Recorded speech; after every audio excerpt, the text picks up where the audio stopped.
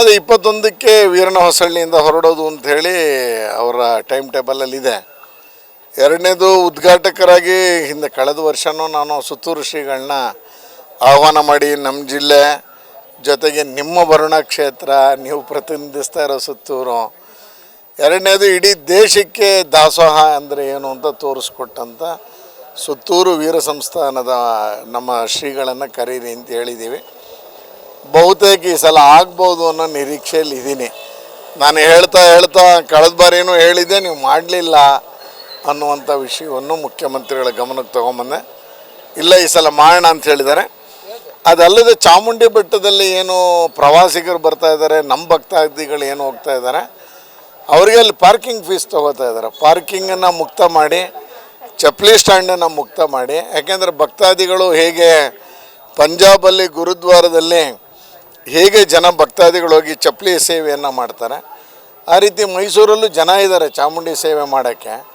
ಆ ಥರದ NGOಸ್ ಕೊಟ್ಟರೆ ಫ್ರೀಯಾಗಿ ಜನಗಳಿಗೆ ಚಪ್ಪಲಿ ಸೇವೆ ಆಗುತ್ತೆ, ಚಾರ್ಜ್ ಮಾಡೋದು ಬೇಡ, ಇದರಿಂದ ಶೋಷಣೆ ಆಗುತ್ತೆ ಅನ್ನೋದು ಹೇಳಿದ್ದೀನಿ. ಮೂರನೇದು ಕಾಡಾ ಕಚೇರಿಯಲ್ಲೇ ಮೈಸೂರು ಏನು ಬ್ರ್ಯಾಂಡ್ ಅಂತ ಇದೆ, ರೇಷ್ಮೆ ಸೀರೆ, ಸಾಂಡ್ಲ ಆಯಿಲ್ಲು, ನಂಜನಗೂಡು ರಸಬಾಳೆ, ವಿಳ್ಳೆದೆಲೆ, ಇದಕ್ಕೆ ಸಂಬಂಧದ ಜನ ಮೋಸ ಹೋಗಬಾರ್ದು, ಪ್ರವಾಸಿಗರು ಮೋಸ ಹೋಗಬಾರ್ದು. ಅದಕ್ಕೆ ಸರ್ಕಾರಿ ಸ್ವಾಮ್ಯದ ಮಳಿಗೆಗಳನ್ನ ಅಲ್ಲೇ ತೆಗೀರಿ ಅನ್ನುವಂಥದ್ದನ್ನು ಹೇಳಿದ್ದೀನಿ.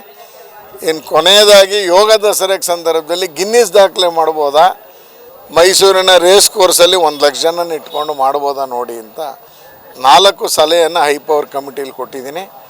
ನೋಡೋಣ ಯಾವುದು ಎಷ್ಟು ಆದರೂ ಅದು ಒಳ್ಳೆಯದಾಗುತ್ತೆ ಅಂತ ಅಂದ್ಕೊಂಡಿದ್ದೀನಿ. HK ಪಾಟೀಲರು ಮಾತಾಡ್ತಾ ಹೇಳಿದ್ರು, ಮೈಸೂರಿನ ಪ್ರವಾಸಿಗರಿಗೆ ಶೋಷಣೆ ಆಗ್ತಾಯಿದೆ, ಅವ್ರು ಹೇಳ್ತಿರೋದು ನಿಜ, ಅದಕ್ಕೆ ಅಂತ ಒಂದು ಸ್ಟಿಕ್ಕರ್ ಮಾಡೋಣ ಅಂತ ಹೇಳಿದ್ದಾರೆ. ಆ ಸ್ಟಿಕ್ಕರ್ನ ಅಂಟಿಸಿದ್ರೆ ಎಲ್ಲಿ ಬೇಕಾದ್ರೂ ಪಾರ್ಕ್ ಮಾಡ್ಬೋದು, ದುಡ್ಡು ತೊಗೋಬಾರ್ದು ಅನ್ನುವಂಥದ್ದು. ಅದರ ಪ್ರವಾಸಿಗರಿಗೆ ಆಗ್ತಾಯಿದೆ, ಮೈಸೂರಿನ ಜನತೆಗೂ ಲಾಭ ಆಗಬೇಕು. ಯಾರೇ ಬೆಟ್ಟಕ್ಕೆ ಹೋದರೂ ಅಲ್ಲಿ ಹೋದ್ಮೇಲೆ ಅವರಿಗೆ ನಮ್ಮ ಎಲ್ಲೂ ದುಡ್ಡು ತೊಗೊಂಡಿಲ್ಲ, ದಕ್ಷಿಣೆ ಅಂದರೆ ಹುಂಡಿಗೆ ಜಾಸ್ತಿ ದುಡ್ಡು ಹಾಕ್ತಾರೆ. ಸೊ ಆ ಹುಂಡಿಗೆ ಹಾಕೋದ್ರಿಂದನೇ ನಮ್ಗೆ ಅನೇಕ ಅಭಿವೃದ್ಧಿ ಕೆಲಸ ಆಗುತ್ತೆ. ಆ ನಿಟ್ಟಿನಲ್ಲಿ ಮಾಡಿ ಅಂತ ಹೇಳಿದ್ದೀನಿ. ನೋಡೋಣ ಏನು ಮಾಡ್ತಾರೆ ಮುಖ್ಯಮಂತ್ರಿಗಳು.